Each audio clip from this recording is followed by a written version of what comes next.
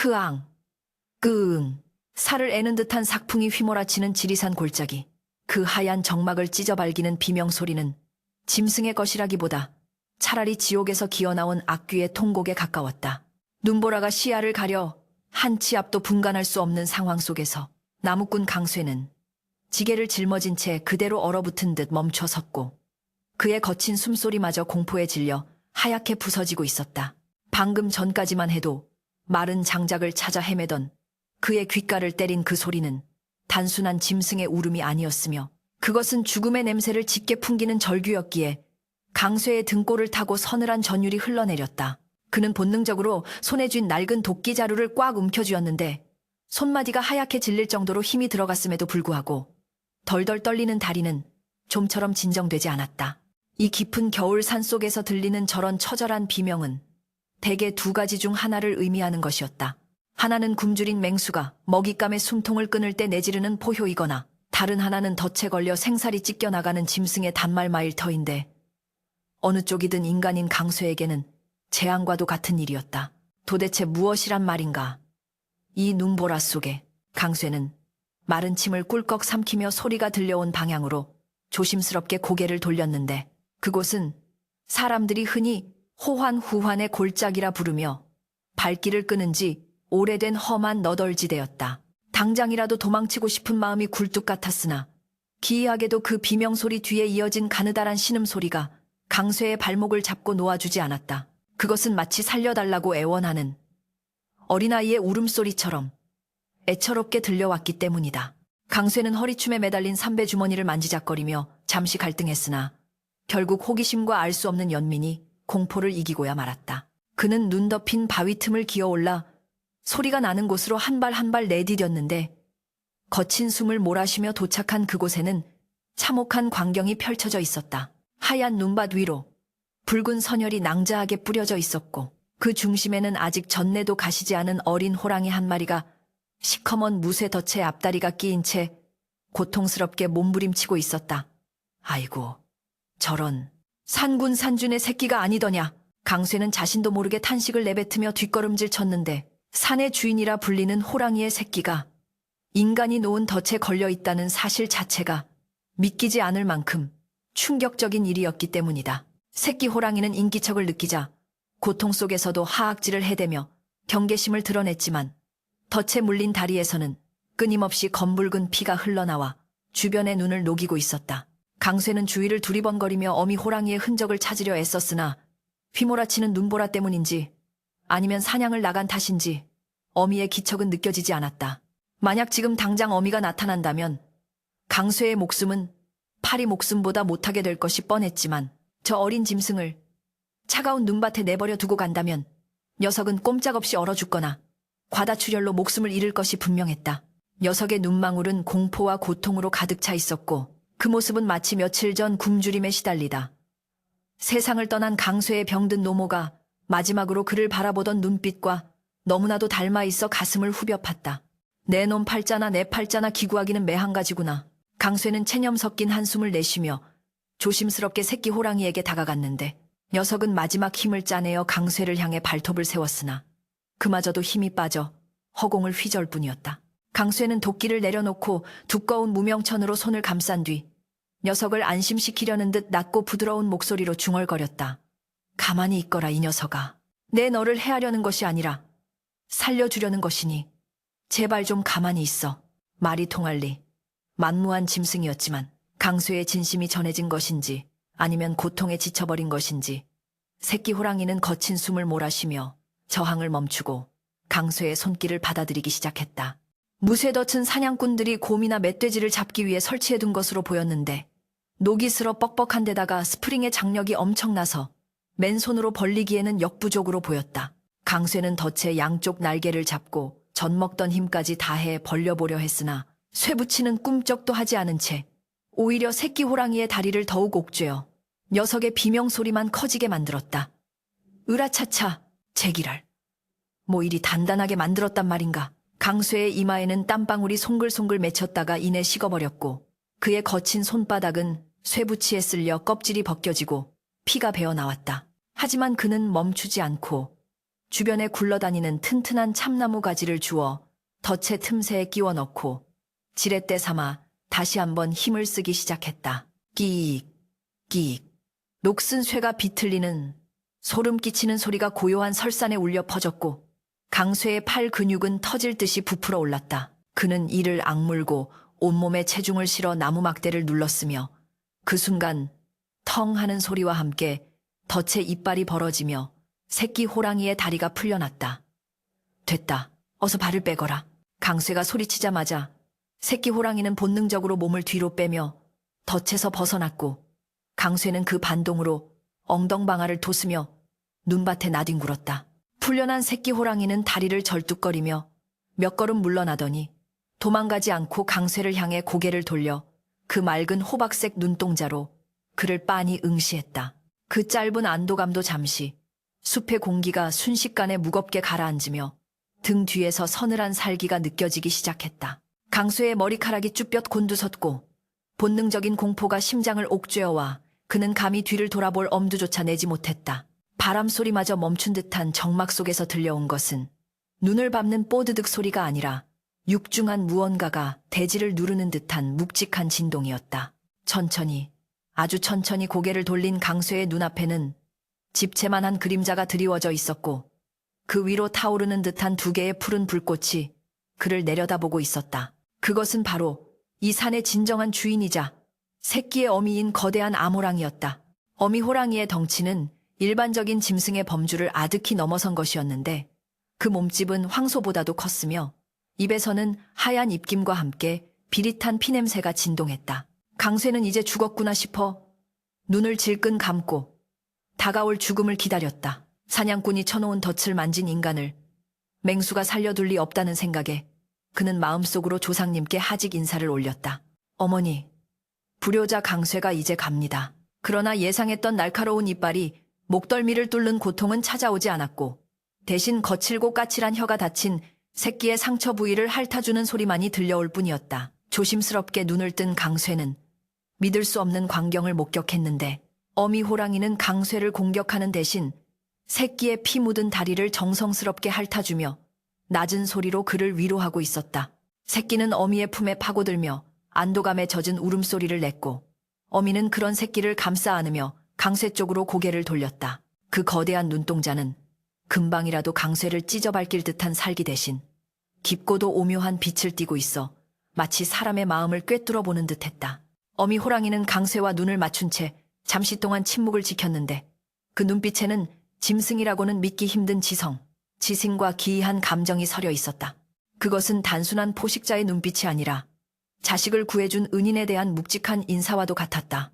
어미 호랑이는 강쇠를 향해 낮게 한번 그르렁거리는 소리를 내더니 다친 새끼를 입으로 살짝 물어 등에 태우고는 소리 없이 숲속으로 몸을 돌렸다. 하얀 눈보라 속으로 사라져가는 그 거대한 뒷모습을 바라보며 강쇠는 털썩 주저앉아 버렸고 긴장이 풀리자 참았던 숨이 터져 나오며 온몸이 땀으로 젖어들었다.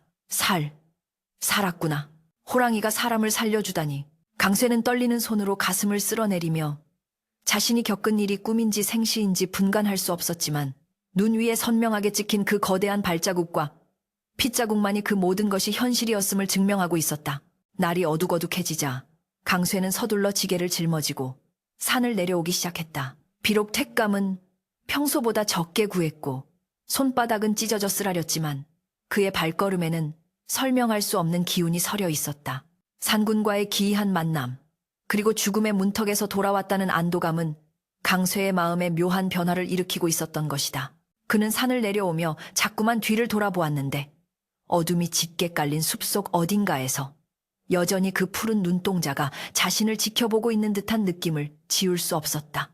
마을 어귀에 도착했을 때 강쇠는 저 멀리 지리산 정상 부근에서 들려오는 호랑이의 긴 포효 소리를 들었다. 그것은 마치 오늘 있었던 일을 잊지 않겠다는 약속의 울림처럼 밤하늘에 길게 메아리쳤다. 강쇠의 오두막은 마을에서도 가장 외진 곳에 자리 잡고 있었는데 낡은 문풍지 사이로 스며드는 바람만큼이나 그의 삶은 춥고 빈곤했다. 그는 아궁이에 불을 지피며 멍하니 타오르는 불꽃을 바라보았고 불현듯 10년 전 돌아가신 아버지가 해주셨던 말씀이 떠올랐다. 강쇠야, 짐승도 은혜를 알거늘 하물며 사람이 남의 은공을 모르면 짐승만도 못한 법이다. 네가 베푼 선행은 언젠가 반드시 너에게 돌아오게 되어 있다. 아버지는 평생을 가난하게 사셨지만 마음만은 누구보다 부자였던 분이었다. 오늘 자신이 한 행동이 과연 선행이었는지 아니면 단순히 순간의 객기였는지 알 수 없었지만 강쇠는 적어도 오늘 밤만큼은 떳떳한 마음으로 잠들 수 있을 것 같았다. 하지만 운명은 가혹하게도 강쇠에게 평온한 삶을 허락하지 않을 작정이었다. 그날 밤 강쇠가 잠든 사이 마을에는 흉흉한 소문이 돌기 시작했는데 그것은 바로 새로 부임한 사또에 대한 이야기였다. 백성들을 쥐어짜기로 악명 높은 탐관오리가 고을 원님으로 온다는 소식에 마을 사람들은 공포에 떨었고 강쇠 역시 다가올 고난을 예감하지 못한 채 깊은 잠에 빠져 있었다. 지리산의 산군과 맺은 기이한 인연이 훗날 그의 운명을 송두리째 뒤바꾸어 놓을 거대한 폭풍의 씨앗이 되리라는 사실을 지금의 강쇠는 전혀 알지 못했다. 눈보라는 밤새도록 멈추지 않고 오두막을 휘감았고 세상은 더욱 깊은 어둠 속으로 침잠에 들어가고 있었다. 10년 10년이라는 세월은 강산도 변하게 한다고 하였으나 지리산 자락의 가난한 백성들에게 그 시간은 그저 고통의 무게가 겹겹이 쌓이는 인고의 나날일 뿐이었다. 강쇠의 머리칼에는 어느덧 희끗희끗한 서리가 내려앉았고 앳된 청년의 티를 벗고 얼굴에는 깊은 주름골이 패어 삶의 고단함을 여실히 보여주고 있었다.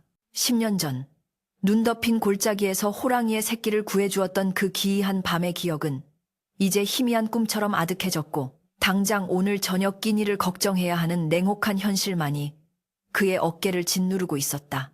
그동안 강쇠는 남의 집 머슴살이부터 숯 굽는 일까지 닥치는 대로 하며 성실하게 살았으나 입에 풀칠하기도 버거운 가난은 마치 끈질긴 거머리처럼 그의 발목을 놓아주지 않았다. 더욱이 오래 부임한 신임사또 최만석은 그야말로 인면수심 렌면소이라 불리기에 부족함이 없는 위인이었다. 그는 부임 첫날부터 관아의 뜰을 화려한 비단으로 장식하고 매일 밤 술판을 벌였는데 그 술과 고기는 모두 굶주린 백성들의 고혈거, 근을 짜내어 마련한 것이었다. 그는 흉년이 들어 초금목피로 연명하는 백성들에게 구휼미를 풀기는커녕 죽은 사람에게 세금을 매기는 백골징포, 발구징포와 갓난아이에게 군포를 징수하는 황구첨정, 왕코챔딩까지 서슴지 않았다. 마을 곳곳에서는 곡소리가 끊이지 않았고 견디다 못한 사람들은 야반도주를 하거나 산적무리에 합류하여 고을의 인심은 흉흉하기 그지없었다. 어느 늦가을 찬바람이 불기 시작하며 겨울 준비를 서둘러야 할 무렵이었다. 강쇠는 며칠째 알아놓은 노모를 위해 약초를 캐러 산에 다녀오는 길이었는데 멀리서부터 자신의 오두막 주변이 소란스러운 것을 발견하고 가슴이 철렁 내려앉았다. 이놈! 썩 나오지 못할까? 관아의 명령을 거역하고도 내 놈이 무사할 줄 알았더냐? 포졸들의 거친 고함 소리와 함께 낡은 살인문이 박살나며 마당으로 내동댕이 쳐지는 소리가 들려왔다. 강쇠가 혼비백산하여 달려가 보니 관아의 이방과 포졸들이 집안을 쑥대밭으로 만들고 있었고 솥단지와 이불까지 닥치는 대로 마당에 집어 던지고 있었다. 나리, 이게 무슨 짓입니까요? 우리 어머니가 방에 누워 계신데 강쇠가 사색이 되어 이방의 바짓가랑이를 붙잡고 애원했으나 돌아온 것은 무자비한 발길질이었다. 이 천한 놈이 어디서 감히 내 놈이 밀린 환곡. 왕국의 이자가 얼마인 줄 아느냐. 갚을 능력이 없으면 몸으로라도 때워야지. 이방은 뱀처럼 교활한 눈빛을 번뜩이며 침을 깸 뱉었다. 환곡이라 함은 춘궁기의 관아에서 곡식을 빌려주었다가 추수기에 갚게 하는 제도였으나 최만석은 여기에 터무니없는 고리거리를 붙여 백성들을 빚더미에 앉히고 있었다. 강쇠는 억울함에 눈앞이 캄캄해졌으나 힘없는 백성으로서 할 수 있는 일이라곤 바닥에 머리를 조아리는 것뿐이었다. 나리, 제발 한 번만 봐주십시오. 올겨울만 나면 어떻게든 갚겠습니다. 늙으신 어머니가 병환 중이라 약값도 없어서. 강쇠의 처절한 호소에도 불구하고 포졸들은 집안 구석구석을 뒤져 얼마 남지 않은 쌀똥마저 비워버렸다. 그것은 강쇠 모자가 겨우내 먹어야 할 생명줄과도 같은 식량이었다. 안 됩니다. 그것만은 제발 가져가지 마십시오. 강쇠가 쌀자루를 움켜쥐고 버티자 포졸 하나가 몽둥이로 강쇠의 어깨를 사정없이 내리쳤다. 외마디 비명과 함께 강쇠가 바닥에 쓰러지자 이방은 싸늘한 미소를 지으며 명령했다. 이놈이 관아의 법 집행을 방해했으니 당장 오랏줄로 묶어 관아로 끌고 가라. 사또나리께서 친히 문초하실 것이다. 포승줄에 묶여 관아로 끌려가는 강수의 등 뒤로 병든 노모의 애타는 울음소리가 멀어져 갔다. 관아마당에는 이미 강쇠처럼 세금을 내지 못해 잡혀온 백성들이 수두룩하게 무릎을 꿇고 있었고 그들 앞에는 형틀이 놓여 공포스러운 분위기를 자아내고 있었다. 대청마루 위에는 사또 최만석이 비단 옷을 걸치고 거만하게 앉아 있었는데 그의 앞에는 기름진 음식과 술상이 가득 차려져 있어 굶주린 백성들의 모습과 극명한 대조를 이루었다. 최만석은 닭다리를 뜯으며 귀찮다는 듯이 아래를 내려다보았다. 저놈은 또 무슨 죄로 끌려왔느냐. 그의 목소리는 기름기 흐르는 얼굴만큼이나 끈적하고 불쾌했다. 예, 사또나리. 이놈은 환곡을 갚지 않고 오히려 포졸들에게 행패를 부린 강쇠란 놈이옵니다. 이방이 허리를 굽신거리며 고해 바치자 최만석의 눈썹이 꿈틀거렸다. 호, 감히 관아의 쌀을 떼먹고 행패까지? 내 놈이 목숨이 2개라도 되는 모양이구나. 최만석은 먹던 닭다리를 집어던지며 소리쳤다. 저놈을 당장 형틀에 묶어라. 내 저놈의 살점이 떨어져 나갈 때까지 매를 쳐서 국법의 엄중함을 보여주리라. 강쇠는 억울함을 호소하려 입을 열었으나 곧바로 형리들이 달려들어 그를 형틀에 묶고 바지를 걷어 올렸다. 차가운 곤장 위에 엎드려진 강쇠의 심장은 터질 듯이 요동쳤고 공포와 분노가 뒤섞여 온몸이 떨려왔다. 매우 쳐라. 사또의 명령이 떨어지자 굵은 곤장이 바람을 가르는 소리와 함께 강쇠의 엉덩이로 떨어졌다. 딱! 둔탁한 타격음이 관아 마당을 울렸고 강쇠의 입에서는 억눌린 신음이 터져나왔다. 살이 찢어지는 듯한 고통이 척추를 타고 뇌수까지 전해졌으나 그는 입술을 깨물며 비명을 참으려 애썼다. 자신이 비명을 지르면 저 탐관오리들이 더욱 즐거워할 것임을 알았기 때문이다. 하나, 둘, 셋. 형리의 숫자가 올라갈수록 강쇠의 엉덩이는 피로 물들기 시작했고 지켜보던 마을 사람들은 고개를 돌리거나 눈물을 훔쳤다. 하지만 누구 하나 나서서 말릴 수 없는 것이 서글픈 현실이었다. 11. 고통은 점차 무감각해지고 정신이 아득해질 무렵 강쇠의 머릿속에는 오직 한 가지 생각만이 맴돌았다. 도대체 왜 우리는 이토록 고통받아야 하는가? 땀 흘려 일한 자는 굶주리고 놀고 먹으며 남을 착취하는 자는 배를 두드리는 이 세상은 도대체 어디서부터 잘못된 것인가? 10년 전 그 산속에서 만났던 호랑이의 눈빛이 스쳐 지나갔다. 짐승의 왕이라 불리는 그 호랑이조차 자신을 구해준 은혜를 알고 생명을 존중해 주었거늘 만물의 영장이라 자처하는 인간들은 어찌 짐승만도 못한 짓을 서슴지 않는단 말인가. 강쇠의 눈에서 뜨거운 눈물이 흘러내려 흙바닥을 적셨다. 그것은 육체의 고통 때문이 아니라 썩어빠진 세상에 대한 분노와 절망 때문이었다. 20. 마지막 곤장이 떨어지고 나서야 매질은 멈추었다. 강쇠는 이미 기절하여 축 늘어진 상태였다. 최만석은 혀를 차며 손을 휘저었다. 독한 놈이로고 그만하면 되었다. 저놈을 관아 밖으로 내다 버려라. 그리고 내일 당장 밀린 세금을 가져오지 않으면 그 어미까지 잡아들여 관노비로 삼을 것이니 그리 알라. 그 잔인한 선고는 기절한 강쇠의 귓가에 웅웅거리는 환청처럼 들려왔다. 포졸들은 짐짝을 다루듯 강쇠를 들어 올려 관아 밖걸음 더미 옆에 내던졌다. 차가운 가을비가 추적추적 내리기 시작했고 빗물은 강쇠에 터진 상처를 쓰라리게 자극하며 그를 다시 현실로 불러들였다. 얼마나 시간이 지났을까? 강쇠는 심한 오한을 느끼며 눈을 떴다. 온몸이 으깨진 듯 아팠고 엉덩이와 허벅지는 불에 댄 듯 화끈거렸다. 그는 빗물 섞인 진흙탕 속을 기어가며 이를 악물었다. 죽을 수 없다. 이대로 죽을 수는 없어. 어머니가 기다리는 집으로 가야 했다. 그리고 언젠가 이 억울함을 갚아주리라 다짐했다. 비틀거리며 일어서려는 그의 눈에 저 멀리 어둠 속에 잠긴 지리산의 검은 능선이 들어왔다. 산은 말이 없었으나 그 묵직한 침묵이 오히려 강쇠에게 무언가를 말하고 있는 듯했다. 인간 세상의 법이 그를 버렸다면 이제 그가 의지할 곳은 저 거친 자연과 하늘의 뜻뿐이었다. 강쇠가 피투성이가 된 몸을 이끌고 텅 빈 오두막으로 돌아왔을 때 다행히 마을 사람들이 몰래 가져다 준 죽 한 그릇이 부뚜막에 놓여 있었다. 그는 떨리는 손으로 죽을 떠먹으며 생존의 의지를 다졌다. 그러나 다음날 아침 관아에서 또다시 전갈이 왔다. 이번에는 단순히 세금을 독촉하는 것이 아니었다. 사또 최만석이 자신의 첩을 위해 겨울에 구할 수 없는 산딸기를 구해오라는 말도 안 되는 명령을 내린 것이었다. 그것은 명백히 강쇠를 죽음으로 내몰기 위한 핑계였으며 인간의 힘으로는 도저히 불가능한 과제였다. 만약 구해오지 못하면 참수형에 처하겠다는 엄포와 함께 강쇠는 벼랑 끝으로 내몰리게 되었다. 절망적인 상황 속에서 강쇠는 덴마루에 앉아 멍하니 산을 바라보았다. 10년 전에 그 눈 덮인 겨울산. 그때 자신은 죽음을 각오하고 새끼 호랑이를 구했다. 그리고 지금 다시 한번 죽음을 각오하고 저 산으로 들어가야만 했다. 살기 위해서가 아니라 늙은 어머니를 대신해 자신이 희생하기 위해서, 혹은 기적이라도 바라기 위해서. 산군이시여, 10년 전의 인연이 아직 남아있다면 부디 굽어 살피소서. 강쇠는 집신을 단단히 동여매고 낡은 지게를 짊어졌다. 밖에는 10년 전 그날처럼 거센 눈보라가 몰아치기 시작했고 강쇠의 뒷모습은 그 하얀 어둠 속으로 쓸쓸히 사라져갔다. 이것이 인간의 힘으로는 어찌할 수 없는 거대한 운명의 소용돌이 속으로 들어가는 마지막 걸음이 될 줄은 그 누구도 짐작하지 못했다. 한겨울의 산딸기라니, 이는 필시 나를 죽이려는 수작이 분명하구나. 강쇠는 허리춤까지 차오르는 눈밭을 헤치며 탄식처럼 중얼거렸다. 사또, 최만석이 내린 명령은 실로 기가 막힌 것이었다. 삼복더위에도 구하기 힘든 귀한 산딸기를 입김마저 얼어붙는 이 엄동설 안에 구해오라는 것은 핑계일 뿐, 실상은 자신의 눈에 거슬리는 강쇠를 합법적으로 제거하려는 비열한 술책이었다. 빈지게 하나 덜렁 매고 산을 오르는 강쇠의 몰골은 처참하기 그지없었다.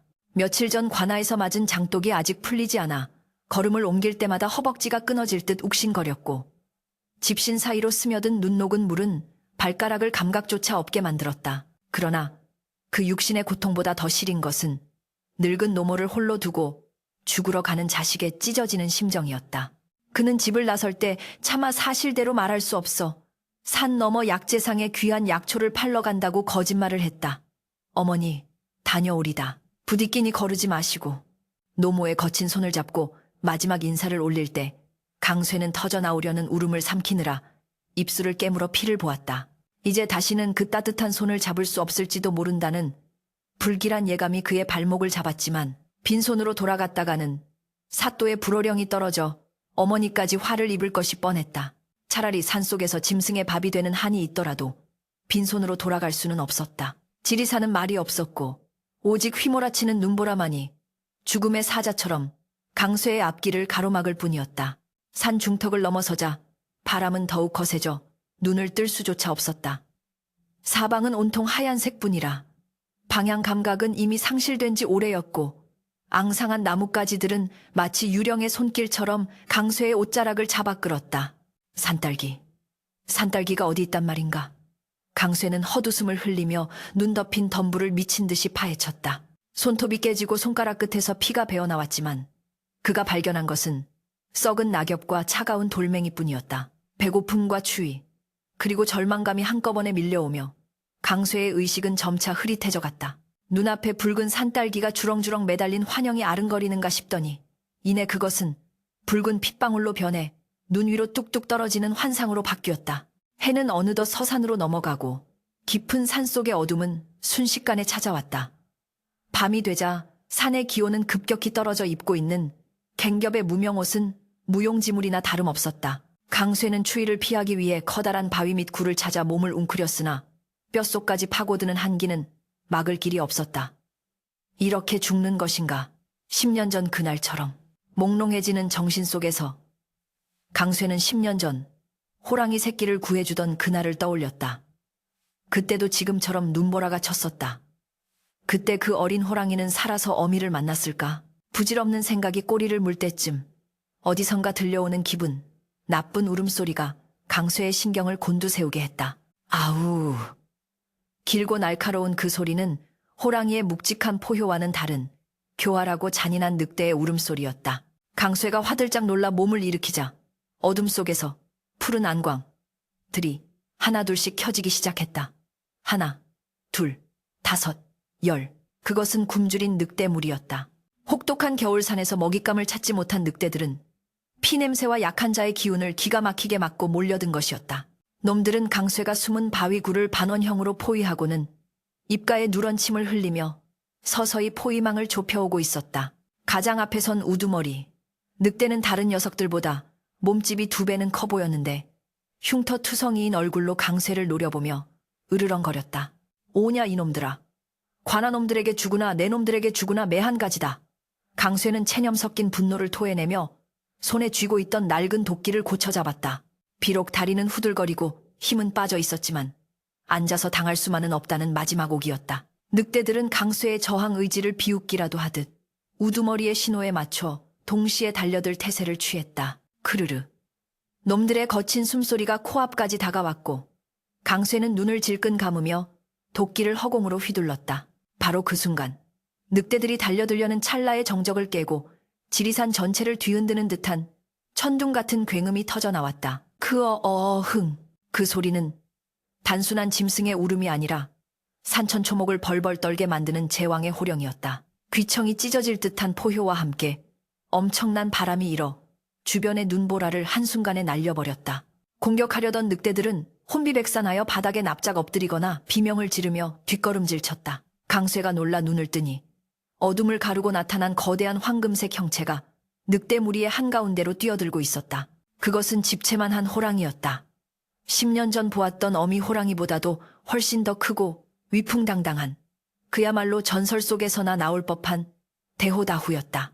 호랑이는 앞발을 가볍게 휘둘러 달려드는 우두머리, 늑대의 목덜미를 낚아챘고 우둑하는 끔찍한 파열음과 함께 거대한 늑대는 비명도 지르지 못한 채 즉사하여 나뒹굴었다. 순식간에 우두머리를 잃은 늑대 무리는 공포에 질려 꼬리를 말고 사방으로 흩어져 달아났다. 눈 깜짝할 사이에 상황은 종료되었다. 거친 숨을 몰아쉬는 강쇠와 그 앞에 우뚝 선 거대한 호랑이만이 적막한 설산에 남겨졌다. 호랑이는 도망가는 늑대들을 굳이 쫓지 않고 천천히 고개를 돌려 바위 밑에 웅크린 강쇠를 바라보았다. 달빛이 구름 사이로 비치자 호랑이의 모습이 드러났는데 그 위용은 실로 경이로웠다.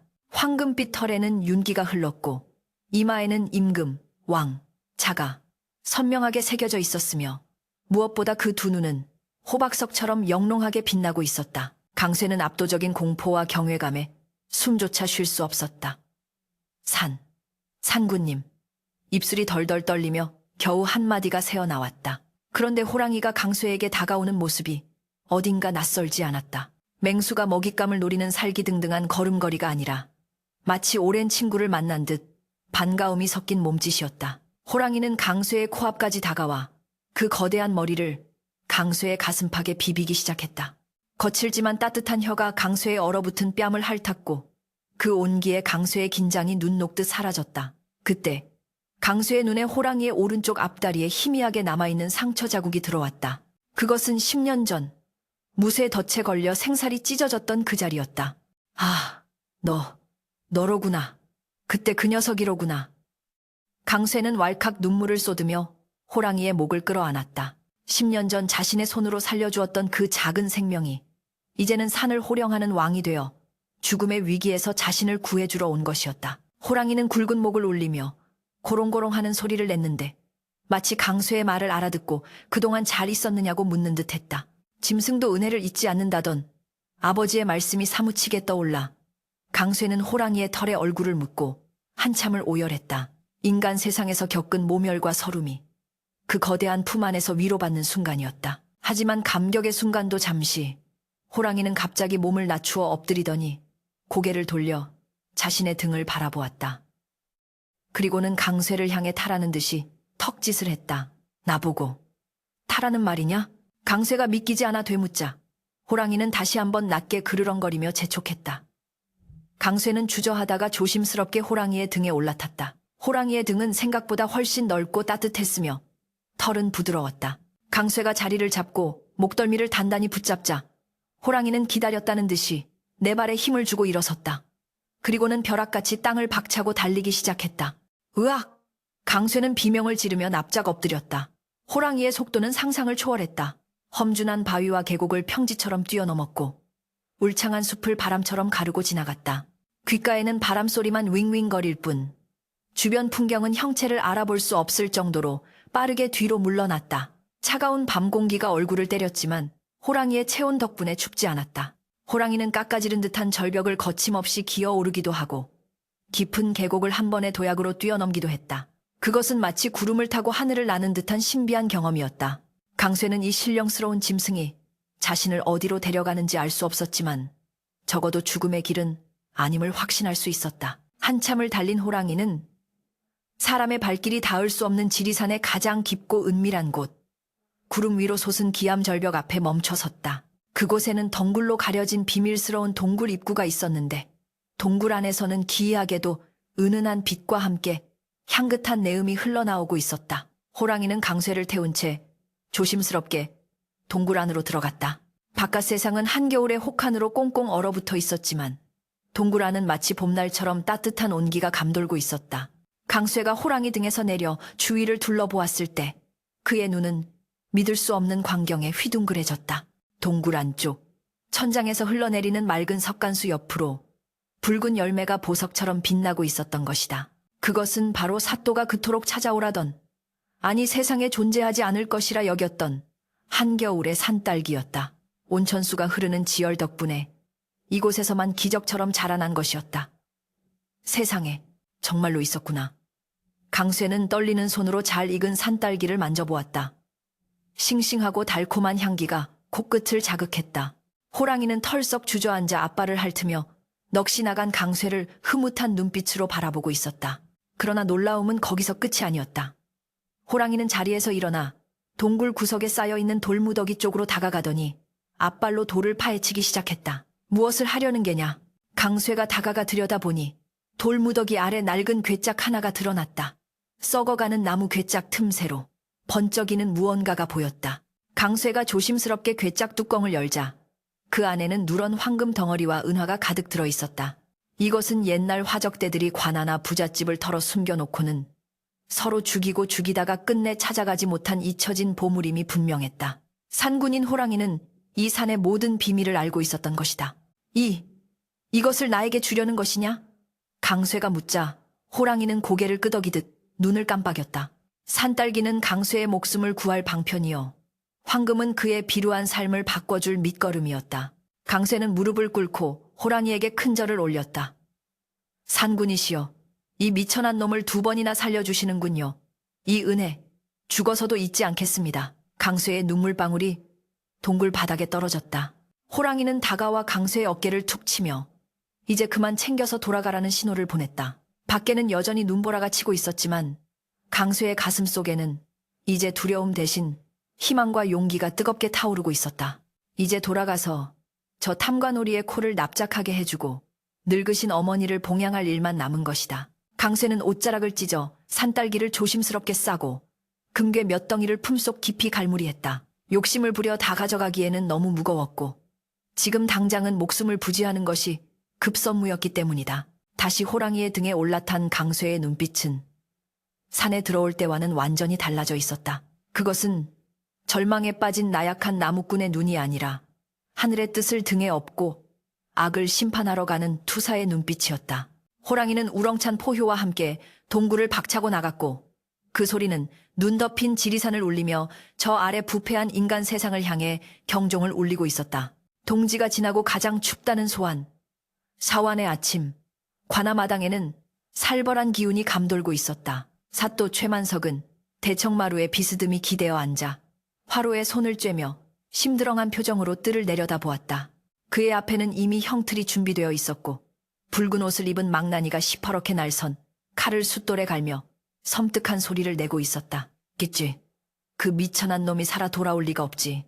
이 엄동설 안에 산딸기라니 애초에 불가능한 일 아니더냐. 최만석은 킬킬거리며 옆에 앉은 이방에게 술을 따르라 손짓했다. 그에게 강쇠의 생사는 안중에도 없었고 그저 자신의 권위를 세우기 위한 희생양이 필요할 뿐이었다. 마을 사람들은 담장 너머로 겁에 질린 눈빛을 교환하며 강쇠가 제발 산에서 도망쳤기를, 그리하여 저 끔찍한 형벌만은 피했기를 마음속으로 빌고 있었다. 그때였다. 관아의 소슬대문이 끼익 하는 무거운 소리를 내며 열리더니 다 찢어진 옷을 입고 머리는 산발을 한 사내가 비틀거리며 걸어 들어왔다. 그의 온몸은 흙투성이었고 얼굴은 동상으로 벌겋게 부어올랐지만 두 눈만큼은 형형하게 빛나고 있었다. 바로 강쇠였다. 아니, 저놈이? 술잔을 입에 가져가던 최만석의 손이 허공에서 멈췄다. 죽은 줄 알았던, 아니 반드시 죽었어야 할 놈이 제 발로 걸어 들어온 것이다. 강쇠는 주위의 시선에도 아랑곳하지 않고 뚜벅뚜벅 걸어와 삿도 앞 마당에 무릎을 꿇었다. 그리고 품속에서 소중히 감싸 쥐었던 무명천 꾸러미를 꺼내어 천천히 바닥에 내려놓았다. 삿도나리. 분부하신 대로 겨울 산딸기를 구해왔습니다. 강쇠의 목소리는 갈라지고 쉬었지만 그 울림은 관아 전체를 뒤흔들 만큼 당당했다. 강쇠가 떨리는 손으로 무명천을 걷어내자 회색빛 겨울 하늘 아래 믿을 수 없는 색채가 드러났다. 하얀 눈밭 위에서 갓 따온 듯 싱그러운 붉은색. 그것은 보석보다 더 영롱하게 빛나는 산딸기였다. 순간 관아 마당에는 찬물을 끼얹은 듯한 정적이 흘렀다. 구경하던 백성들은 입을 다물지 못했고 포졸들조차 창을 떨어뜨릴 뻔했다. 한겨울의 산딸기라니. 이는 천지신명이 돕지 않고서는 불가능한 기적이었다. 최만석은 신발도 신지 않은 채 버선발로 뛰어내려왔다. 이럴 수가. 이것이 정말 산딸기란 말이냐? 그는 의심 가득한 눈초리로 딸기를 집어들어 코에 가져다 대었다. 향긋하고 달콤한 내음이 코를 찔렀다. 한 입 베어 물자 입안 가득 상큼한 과즙이 터져나오며 겨울의 한기를 단숨에 녹여버렸다. 의심할 여지 없는 최상품 산딸기였다. 허허허. 정말로 구해왔단 말인가? 최만석의 입가에 경련이 일었다. 이것은 그에게 기쁜 일이 아니라 낭패였다. 불가능한 과제를 주어 강쇠를 처형하고 그 어미를 노비로 삼으려 했던 계획이 수포로 돌아갔기 때문이었다. 게다가 백성들이 이 광경을 보고 동요하기 시작했다. 하늘이 강쇠를 도왔어. 저건 정말 효심에 감복한 산신의 조화야. 웅성거리는 소리가 커져만 갔다. 최만석의 좁쌀만한 눈동자가 뱀처럼 교활하게 돌아갔다. 그는 먹던 딸기를 바닥에 내동댕이 치고 발로 지시겨버렸다. 이 고얀 놈, 내 놈이 요술을 부려. 내 눈을 속이려 드는구나. 이 엄동설 안에 산딸기가 있을 리 만무하다. 필시 독을 묻힌 것이거나 붉은 칠을 한 가짜가 분명하다. 억지소리도 유분수지. 방금 전까지 맛있게 먹어놓고는 안색을 바꾸며 호통을 치는 꼴이 가관이었다. 강쇠가 고개를 들고 항변하려 했으나 최만석은 틈을 주지 않았다. 여봐라. 이놈은 요사스러운 술법으로 관아를 능멸하고 민심을 어지럽힌 대역죄인이다. 당장 저놈의 목을 베어라. 내 친히 저놈의 목을 성문에 걸어 본보기로 삼겠노라. 탐욕에 눈이 먼 권력자에게 진실 따위는 중요하지 않았다. 사또의 호령이 떨어지자 포졸들이 강쇠에게 달려들었고 망나니가 춤을 추며 칼을 치켜들었다. 강쇠는 눈을 감고 하늘을 우러렀다. 산군이시여, 당신의 은혜로 여기까지 왔으나 인간의 악독함은 짐승보다 더하군요. 하지만 후회는 없습니다. 절체절명의 순간 형장의 이슬로 사라지려는 찰나였다. 관아문 밖에서 쩌렁쩌렁한 고함 소리가 들려왔다. 멈추어라. 그 칼을 거두지 못할까? 모두의 시선이 소리가 난 곳으로 쏠렸다. 그곳에는 남루한 옷차림에 갓은 찌그러지고 집시는 다해진 영락없는 거짓골을 한 선비가 서 있었다. 최만석은 코웃음을 쳤다. 어디서 굴러먹던 거지? 놈이 감히 관아의 일을 방해하느냐? 저놈도 함께 끌어다 매우 쳐라. 포졸들이 곤봉을 들고 선비에게 다가갔다. 그러나 그 선비는 눈 하나 깜짝하지 않고 품속에서 둥근 패 하나를 꺼내어 높이 치켜들었다. 햇살을 받은 그 패는 황금빛으로 번쩍이며 그 안에 새겨진 5마리의 말이 생생하게 달리는 듯했다. 암행어사 출두야. 선비의 입에서 터져나온 일갈은 천둥소리보다 더 거대하게 고울을 강타했다. 그와 동시에 관아 담장 밖과 민가 곳곳에서 잠복해 있던 역졸들이 육모 방망이를 들고 벌떼처럼 쏟아져 들어왔다. 암행어사 출두여. 부정부패를 일삼는 탐관오리는 포박을 받아라. 순식간에 관아는 아수라장이 되었다. 위세등등하던 포졸들은 혼비백산하여 무기를 버리고 도망쳤고 이방과 형리들은 바닥에 납작 엎드려 벌벌 떨기 시작했다. 망나니는 칼을 놓치고 주저앉아 오줌을 지렸다. 상황을 파악하지 못한 최만석만이 멍하니 서 있다가 역졸들이 들이닥쳐 그를 포박하자 그제야 비명을 질렀다. 이건 모함이다. 나는 억울하다. 내 놈들이 감히 누구 몸에 손을 대느냐. 그러나 암행어사는 뚜벅뚜벅 걸어와 최만석의 면전에 섰다. 그는 더 이상 남루한 거지가 아니었다. 그의 눈빛은 서리빨처럼 차가웠고 온몸에서는 범접할 수 없는 위험이 뿜어져 나왔다. 최만석, 네 죄를 네가 알렸다. 국법을 어기고 백성을 수탈하였으며 무고한 이를 죽음으로 내몰고 자신의 사리사욕을 채운 죄. 그 죄가 하늘에 닿고 땅을 울리는구나. 암행어사는 강쇠에게 다가가 직접 포승줄을 풀어주었다. 고생 많았네. 자네의 효심과 억울함은 내 이미 들어 알고 있었으나 저 자의 죄상을 명백히 밝히기 위해 잠시 지켜볼 수밖에 없었네. 용서하게. 강쇠는 어안이 벙벙하여 말문이 막혔으나 이내 뜨거운 눈물을 흘리며 큰절을 올렸다. 어사나리, 제 목숨을 살려주시어 감사합니다. 어사는 온화한 미소를 지으며 강쇠를 일으켜 세웠다. 그리고는 대청마루 중앙에 좌정하고 본격적인 신문을 시작했다. 최만석과 그의 수하들은 줄줄이 굴비 엮이듯 형틀 앞에 무릎을 꿇었다. 네 이놈 최만석, 네가 백성들에게 뜯어낸 재물이 창고에 가득하다는데 그것이 다 어디서 난 것이냐. 어사의 추궁에 최만석은 식은땀을 흘리며 변명하려 했으나 이미 장부와 증인들이 확보된 상태였다. 그때 강쇠가 조용히 앞으로 나섰다. 어사나리, 드릴 말씀이 있습니다. 강쇠는 품속에 숨겨두었던 금괴 하나를 꺼내어 어사 앞에 바쳤다. 이것은 제가 산에서 우연히 발견한 것입니다. 예전 화적대들이 훔쳐 숨겨둔 것으로 보이는데 그 양이 어마어마합니다. 이 재물은 본래 백성들의 것이니 부디 이것을 국고로 환수하시어 굶주린 이 고을 사람들을 위해 써주십시오. 어사와 좌중은 금괴를 보고 깜짝 놀랐다. 산딸기를 구해온 것도 모자라 그 엄청난 재물을 혼자 차지하지 않고 나라에 바치겠다는 강쇠의 마음 씀씀이에 감탄을 금치 못했다. 참으로 기특한지고 내 놈의 마음이 저 탐관오리의 더러운 욕심과는 비교조차 할 수 없을 만큼 깨끗하구나. 어사는 강쇠의 손을 잡으며 칭찬했다. 사실 강쇠는 호랑이가 알려준 보물의 위치를 알고 있었지만 그것이 자신만의 것이 아니라고 생각했다. 그 돈이면 빚더미에 앉은 마을 사람 모두를 구하고도 남을 것이었다. 그는 어사에게 동굴의 위치를 알려주었고 역졸들은 산으로 올라가 남은 금괴와 은화를 모두 회수해왔다. 최만석의 죄상은 낱낱이 밝혀졌다. 그는 파직은 물론이요, 전 재산을 몰수당하고 유배형에 처해졌다. 그가 끌려가는 길 뒤로 백성들이 던진 돌멩이와 오물들이 비오듯 쏟아졌다. 아이고 시원하다. 알토니가 빠진 것 같네. 강쇠가 우리를 살렸어. 마을 사람들은 강쇠를 얼싸안고 덩실덩실 춤을 추었다. 10년 묵은 체증이 내려가는 듯한 통쾌한 순간이었다.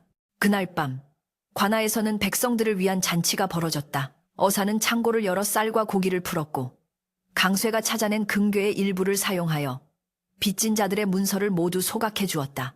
오랫동안 잊혔던 웃음소리가 고을 전체에 울려 퍼졌다. 강쇠는 잔치마당 한 구석에서 조용히 밤하늘을 올려다보았다. 저 멀리 지리산 능선 위로 둥근 달이 떠오르고 있었다. 달빛은 마치 호랑이의 눈동자처럼 은은하게 강쇠를 비추고 있었다. 상구님, 보고 계십니까?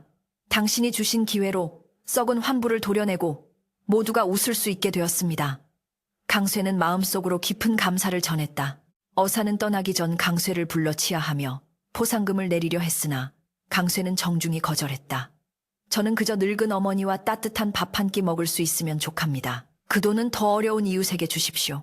어사는 강쇠의 청렴함에 다시 한번 감동하며 그의 이름을 조정에 올려 상을 받게 하겠다고 약속했다. 하지만 모든 것이 해결된 그 시각, 산속 깊은 곳, 동굴에서는 거대한 호랑이가 홀로 앉아 마을 쪽을 내려다보고 있었다.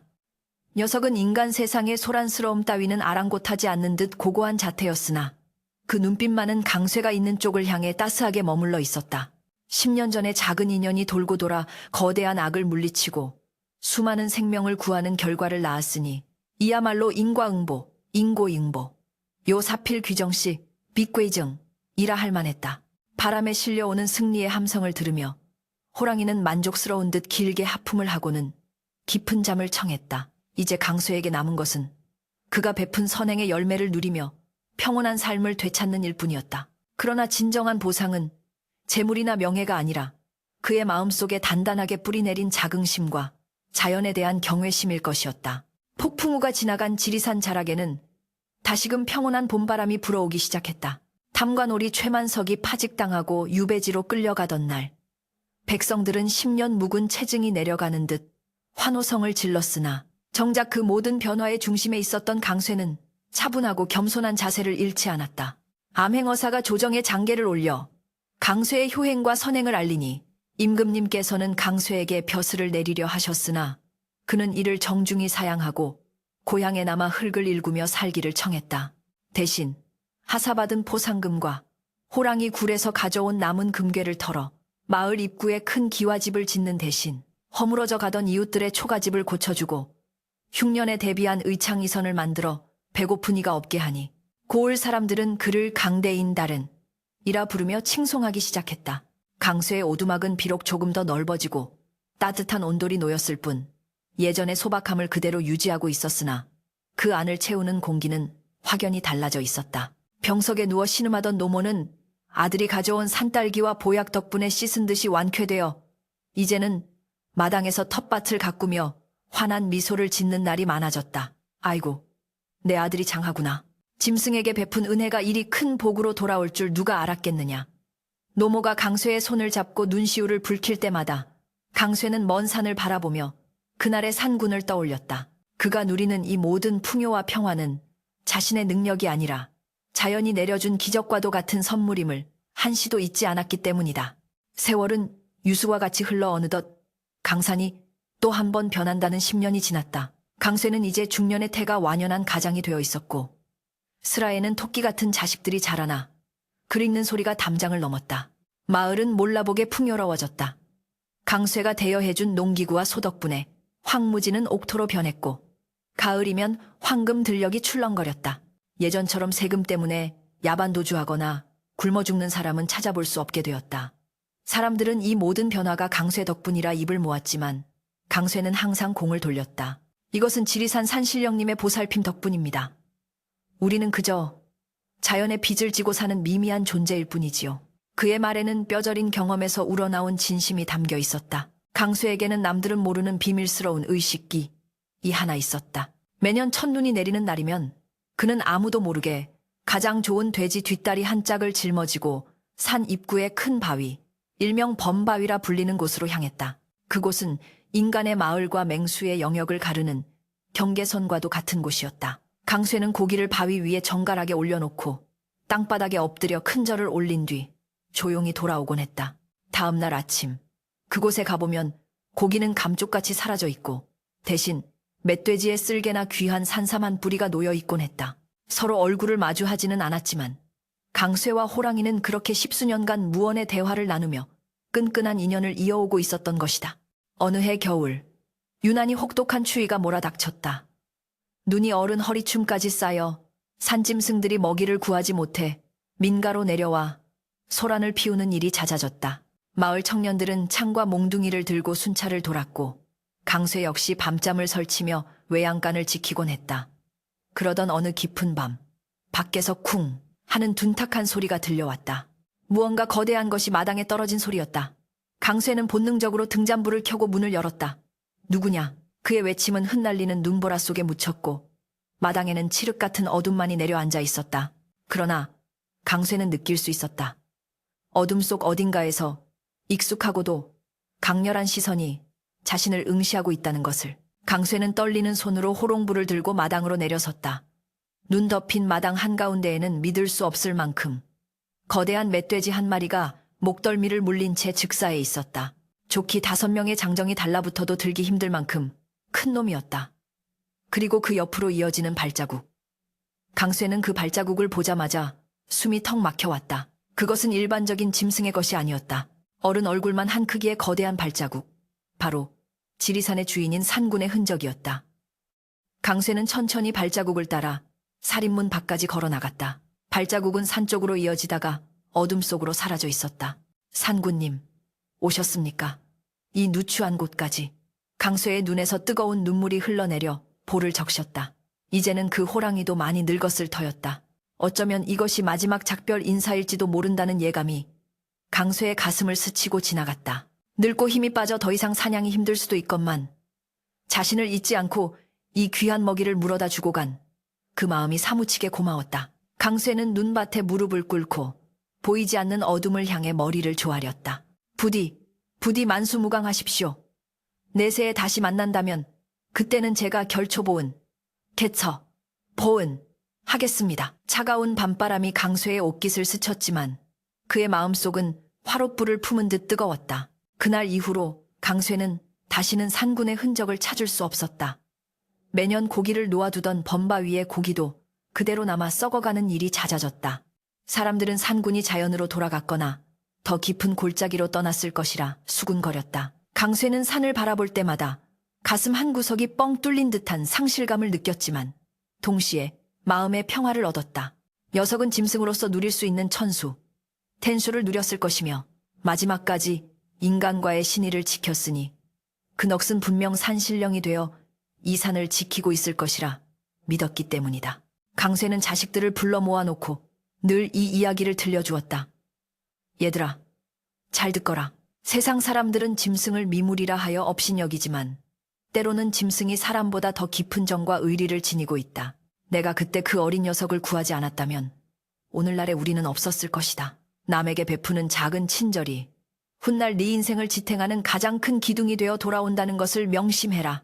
아이들은 아버지의 이야기를 전설처럼 들으며 자랐고 그들 또한 자라나 남을 돕고 의의를 행하는 훌륭한 인재가 되었다. 강쇠의 집안은 대대로 번창하였고 그 명성은 지리산 자락을 넘어온 나라에 퍼졌다.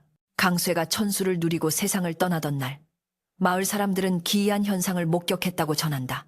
맑았던 하늘이 갑자기 흐려지더니 지리산 정상에서부터 굵은 눈발이 휘날리기 시작했고 어디선가 천지를 진동시키는 호랑이의 포효 소리가 3번 울려 퍼졌다는 것이다. 그것은 마치 오랜 친구의 마지막 가는 길을 배웅하는 산군의 슬픈 울음소리 같았다고 한다. 강쇠의 상여가 나가는 길에는 수많은 사람들이 따라 나서며 눈물을 흘렸고 하얀 눈이 꽃가루처럼 흩날리며 그의 마지막 길을 덮어주었다. 그는 갔지만 그의 이야기는 지리산 골짜기마다 메아리쳐 사람들의 가슴속에 영원히 남게 되었다. 지금도 지리산 깊은 곳, 옛날 강쇠가 살았던 터에는 호랑이 무덤이라 불리는 작은 돌무덤이 남아있다고 한다. 사람들은 그곳이 강쇠가 죽은 뒤 발견된 늙은 호랑이의 유해를 묻어준 곳이라 믿고 있다. 인간과 짐승, 포식자와 먹잇감이라는 자연의 섭리를 뛰어넘어 생명의 소중함과 은혜의 무게를 공유했던 두 존재의 우정은 삭막한 세상을 살아가는 우리들에게 여전히 묵직한 울림을 전해준다. 진정한 부부는 곡간에 쌓인 곡식이 아니라 마음속에 쌓인 덕드이며 가장 강한 힘은 날카로운 발톱이 아니라 상처 입은 이를 보듬는 자비심이라는 사실을 말이다. 눈 내리는 겨울밤, 화롯가에 둘러앉은 아이들의 초롱초롱한 눈망울 속에 그리고 험한 산을 오르는 나그네의 옷자락 속에 강쇠와 산군의 이야기는 지금도 살아 숨쉬고 있다. 은혜를 잊지 않는 마음, 그것이야말로 인간을 인간답게 그리고 세상을 아름답게 만드는 유일한 열쇠임을 속삭이며